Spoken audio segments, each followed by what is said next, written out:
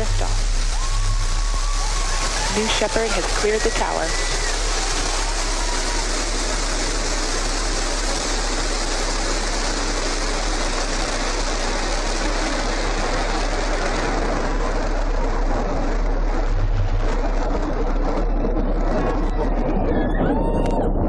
Flight. 6,000 feet climbing.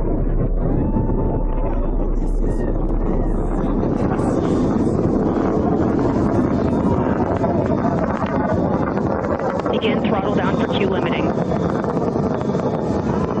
Engine response looks good.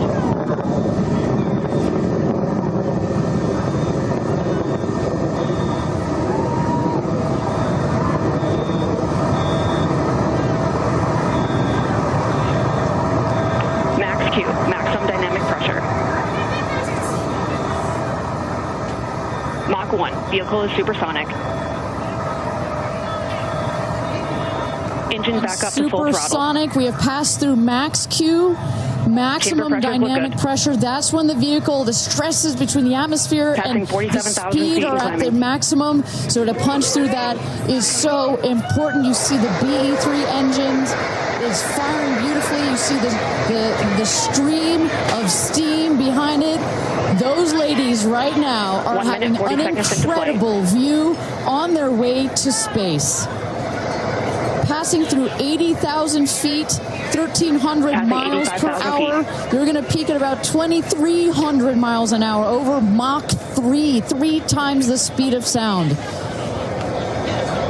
Shortly coming up, we'll have MECO, main engine cutoff. We will turn off the engine, but the two craft, the capsule and the booster, will continue their ascent to space. Stand by, MECO.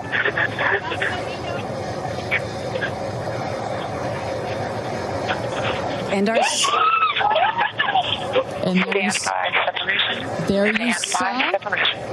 the main engine is turned off. We're now going to separate the capsule from the booster, and at that point, Kristen, that's when all 6 astronauts are going to start to feel the weightlessness, and shortly thereafter, we're going to let them unbuckle.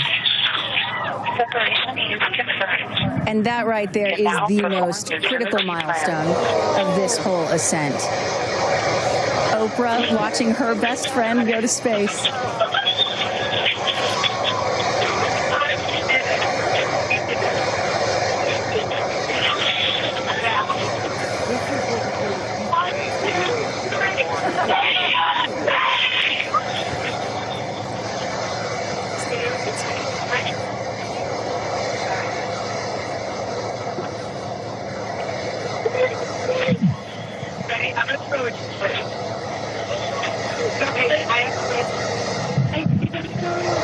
And the two craft is separated. Put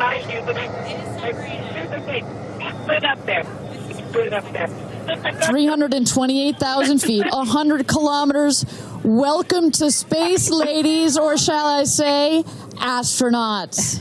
Oh, the moon! You guys, I will have to Priscilla, look at the moon. what's going on right now? Yes. Oh my God! Oh my God! Yeah, so a lot of excitement right now. You can hear some of that because the booster separated successfully from the capsule. That's perhaps the most complicated part in all of this. So that booster is now making its way back to the launch pad on the ground as that capsule continues to soar with those 6 women on board. And so they are preparing to experience that weightlessness and all of those amazing moments that happen as they reach the Kármán line, the boundary of space there before they make their way down. And right now we're at 9:35, so they're just about halfway through this incredible journey.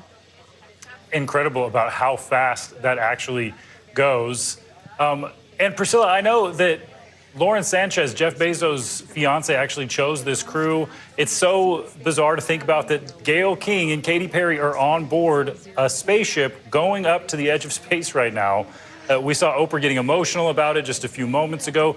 How do we know how Sanchez chose this crew to go with her? Yeah, so a hand-picked crew that didn't know very much of each other beforehand. But Lauren Sanchez said that it was Jeff Bezos, and they were talking about explorers and the fact that we don't often think about women as explorers, but that women are explorers. And so Sanchez said that she wanted to pick 5 additional women beyond herself who were explorers. And so she chose, obviously, pop icon Katy Perry, journalist Gale King, as you noted, her best friend Oprah on the ground, visibly emotional, crying tears as that capsule separated and they were officially on their way into space. But there's also a producer, Carrie Ann Flynn, and 2 scientists, Aisha Bowe and Amanda Wynn. Both of them are going to be taking science experiments up with them, so trying to do some research on this flight. And I should note that Amanda Wynn, now that she is in space, has become the first Vietnamese woman ever to be in space. So a historic day here indeed, Stephen. Incredible history to witness. Dr. Rice, let's bring you in here. What are your thoughts as you see this, the history we're making, 61 years since the last all-female mission that we talked about? That was just 1 woman. Now we've got 6. Yeah, from 1 to 6, this is super, super exciting. That first one back in 1963 was Valentina Tereshkova, the second person in space, the first woman in space. She was in orbit, so she went higher than this. She stayed in longer than this. She was in orbit for nearly 3 days. And then she parachuted out of her capsule as well. That's one of the reasons that she was chosen to be an astronaut is because of her skydiving experience. So this, maybe a little bit less training for these 6 new women astronauts, but this is still very exciting. Priscilla, we can see a different shot of the capsule now, or this is not the capsule. What are we looking at here? Yeah, so that is the booster that's separated from the capsule. So that is successfully coming down. It should be hitting the ground any second here. And so that means that we're about 7.5 minutes into this. That's around the time when this booster was supposed to make its landing. And so that's what we're seeing on the ground here. We just heard a big boom as that fire came out from underneath that. But and meanwhile, you have those 6 ladies still in the capsule, still in space right now, likely having all of those experiences of the weightlessness, hopefully beginning to see Earth. And you see all of that dust that's coming up. What's really interesting here is that they don't land in water. So even when the capsule comes back down, it's going to land on Earth. And so we're going to see that dust up again. But these are all good signs of a successful mission so far, it appears. Live pictures of that happening as you speak, Priscilla. Incredible to see that booster come back down for that landing after separating from the capsule, all in just such a short amount of time. And you mentioned the capsule is still up there with the 6 women on board. Do we know, are they making their descent yet?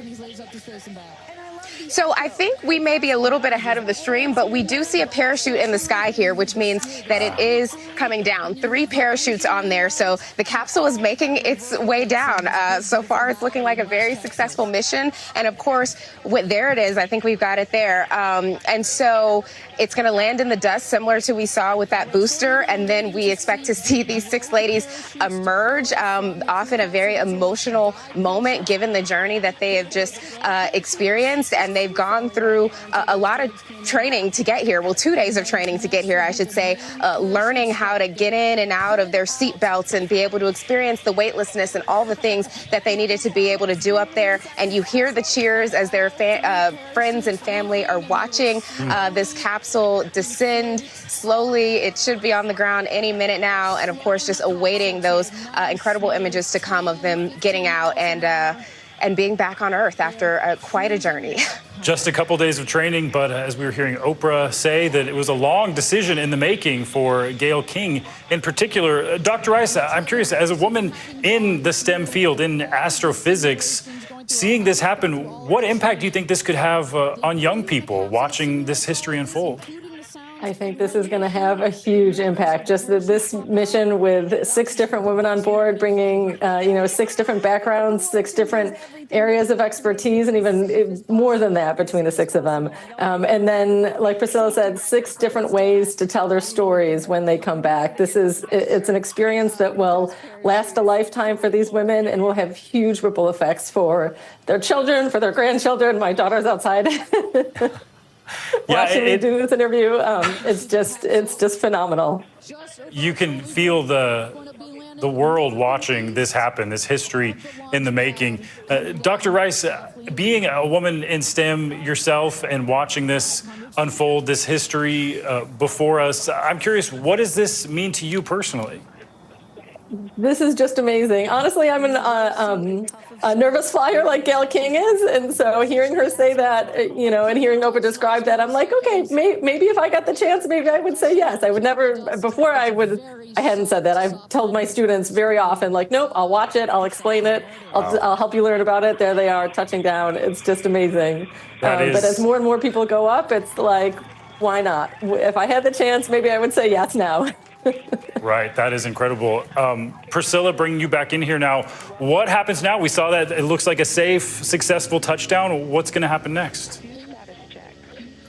Yeah, a safe, successful touchdown. You saw all of that dust sort of float up as it officially hit the ground. So we should be seeing these women getting out of the capsule. I don't know if we're going to get that live or not, but obviously a very emotional moment for them after what they have just experienced. Just a historic mission in itself, being this all-female crew, the likes of which we have not seen since the first woman went up in space in the 60s. And now here they are. They have done it. They have come back down. And as noted, just like 6 different stories here. And I really think about Amanda Nguyen as the first Vietnamese astronaut or a Vietnamese person in space. And she talked about when her family came over from Vietnam on boats and that they were looking up in the sky in Vietnam and seeing bombs going off. And that today people would be able to look up in the sky and see the first Vietnamese woman in space. And so just a really big moment for all of them on board, and really excited to see, cannot wait to see those images and moments when they get off. We often see folks crying and just very emotional and talking about